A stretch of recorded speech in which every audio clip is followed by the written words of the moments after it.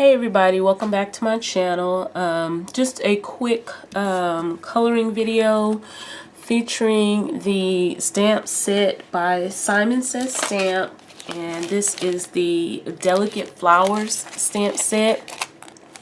I have already started coloring and I decided I needed to cut my camera on and I share a little bit with you guys. So this is the Delicate Flowers, and it came in the May card kit. And just really pretty florals and leaves to color, some really nice sentiments. And I've brought out my Spectrum Noir markers and I've been coloring already. I actually put together with the stamp set a cluster of flowers to color, and I plan on adding a sentiment here and using this panel on top of a card base. But I wanted to share a little bit of the coloring and how I've been coloring with my Spectrum Noir markers. So one thing I wanted to note to you guys, I always use this coloring chart. However, since I've added to my collection, I have not been able to find another hexagon chart to where I can have all my colors on one sheet. I did not see anything like this on the website anymore for the full collection, so I had to download and print out the new coloring chart from 2017. I don't know if there's anything that is more recent than this one. If so, please guys, if you know about it, leave me a comment below to let me know how and where I need to go and get that from, because this new coloring chart has just little block squares and there's 4 different sheets here, so I'm having to flip through to find my color combinations, which takes me a little bit longer versus having everything at a glance on one sheet, which is so much more helpful. Anyway, I also wanted to notate that for this coloring, I have been using the Spectrum Noir Ultra Smooth Premium White cardstock to color on, and I ordered this off of their website a long time ago, and I've had this for a long time in my stash, and it works really well with the markers. I would definitely just recommend this, or this card, this Copic coloring card paper. This works well as well, and they sell them in these little 4 1/4 by 5.5 inch packs. And I believe this is the old. I think I'm down to 1 sheet left in this, but I also have a couple backup packs. And I think I get these from Michaels, or I got them from Michaels in the past. I haven't had to order any in a while because I hadn't been doing much coloring. But anyway, that's just about the paper. And to get this cluster of flowers like this, the way I wanted it, I used this Inka Dinka Doo stamping mask paper, and I just stamped out before I started coloring. I just stamped out and made several different masks with the flowers that I knew I was going to use, and so I can keep these and use them over and over again. And I'll just store these in the back of my stamp set like that, so that I can always have the masks if I want to recreate this.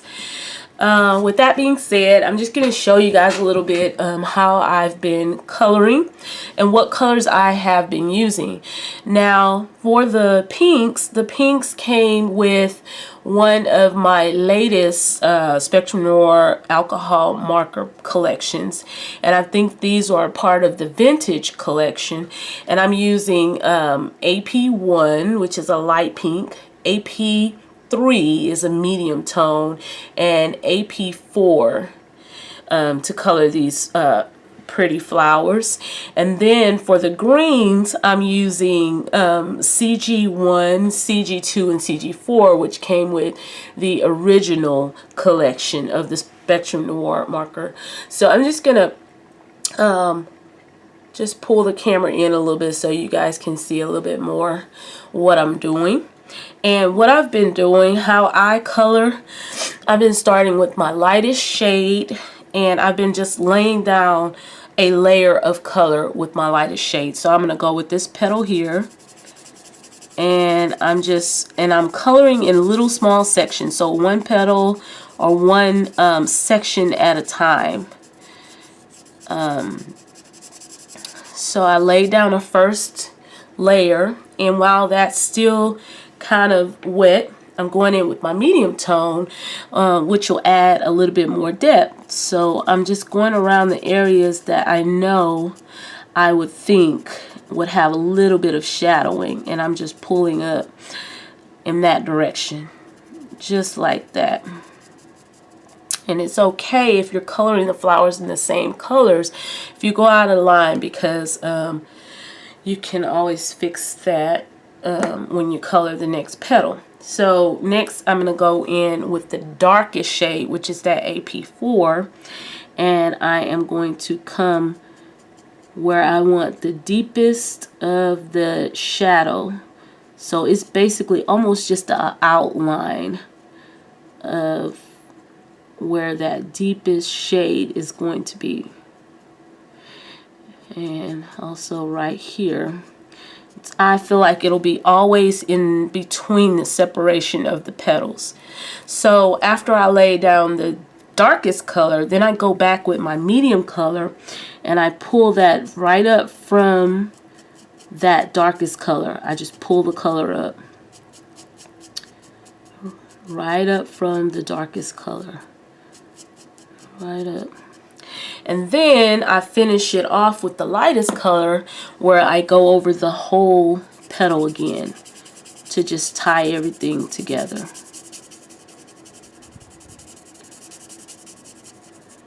So that's pretty much how I've been coloring, and it gives me really pretty, you know, definition to these florals. And I just keep repeating these same steps over and over again. And I'm sure you have, or others may have other ways that they use these markers and color with them. But that's just what works for me, and it's been working for me for a long time. So I am not like an expert, but this is what works for me. So I'm going in with the medium tone again. And I'm pulling right out at the base. And then I'm going to come back in with my deepest color. And I'm going to add the most shadows where that petal is curving up. And right along the edges where it's closest to that next petal. And then backwards to the medium color. And starting in that darkest color, I'm just pulling the color out to blend it. And then back in with the lightest color. Just go over the whole little section with the lightest color. And if I feel like it's not very well blended, I will definitely go back in the opposite direction again until I feel like it's blended. So that is pretty much my method. So I'm gonna finish coloring this image, put it in a card, and I'll be right back to complete this video.